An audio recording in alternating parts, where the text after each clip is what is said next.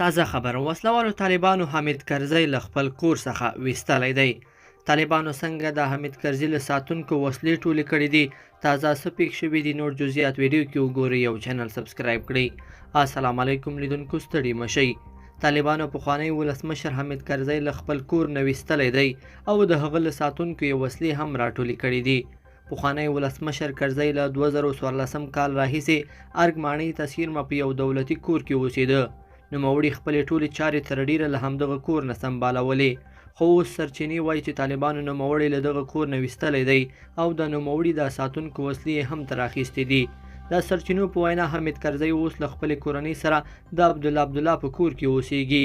که څه هم د حکومت تر سقوط کېدو وروسته کابل ته د طالبانو د ننوتو په ورځ حامد کرزي په داسې حال کې چې لوڼې یې څنګ ته ولاړې وي په یوه ویډیو کې وویل چې نوموړی په کابل کې دی او د خلکو تر څنګ به پاتې شي.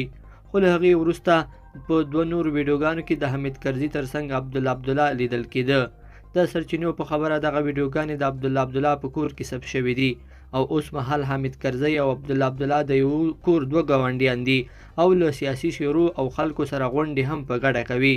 که څه هم حامد کرزي هڅه کوي چې د نوي حکومت په جوړېدو کې د منځګړي رول ولوبوي، خو د شنونکو په وینا طالبان لا هم په پخوانۍ سترګه ورته ګوري او خبرو ته دومره ارزښت نه ورکوي.